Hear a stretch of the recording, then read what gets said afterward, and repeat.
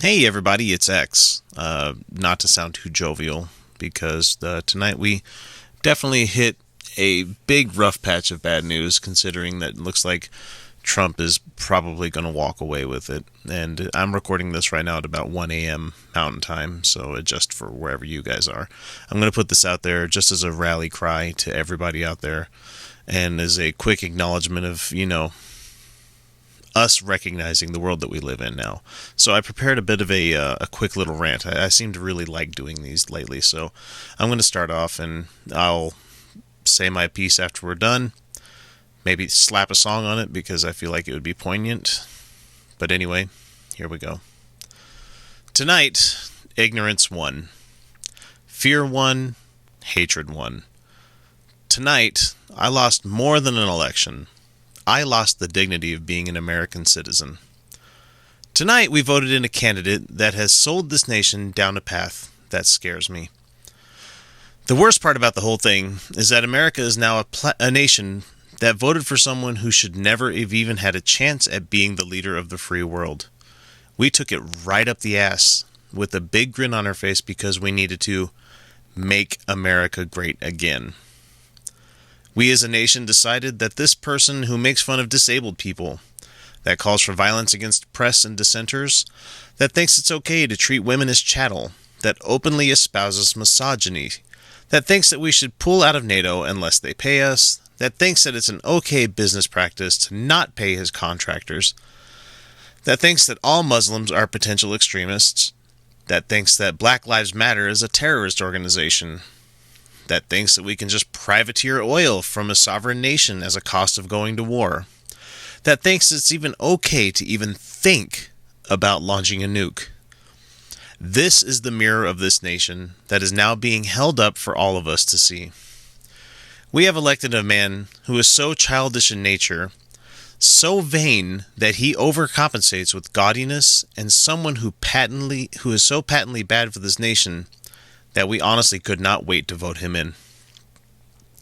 Make America great again. There was nothing wrong with this nation. We were on a good path. We were going to work harder at getting single-payer health care. We were going to finally make the rich assholes who have been engorging themselves at the trough of the middle class and the poor to start sweating out the billions of fat that they owe the nation. We were going to have an actual role model for a president. Not fucking Donald Trump.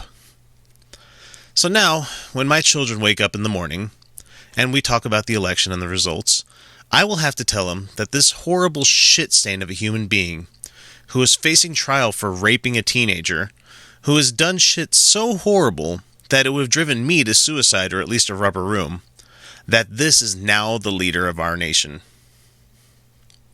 I will tell them that this is the elected president, but will also make sure they have nothing to fear as long as I'm around, and that I will fight to my last dying breath to see that this great nation doesn't take a nosedive into a nationalist, isolationist, fascist country where only the white guys with money are worth anything.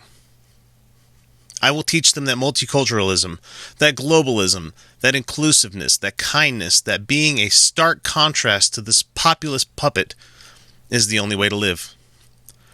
I will teach them that being afraid isn't the right choice.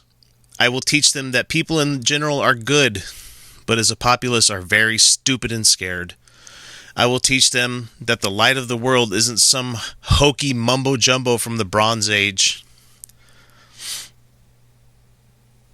and from sheep herders, but in education and in giving back to the world. I will not let the next 4 years of my life be lamenting a decision I did not make. We cannot let this nation fall to the jackals of a dying generation.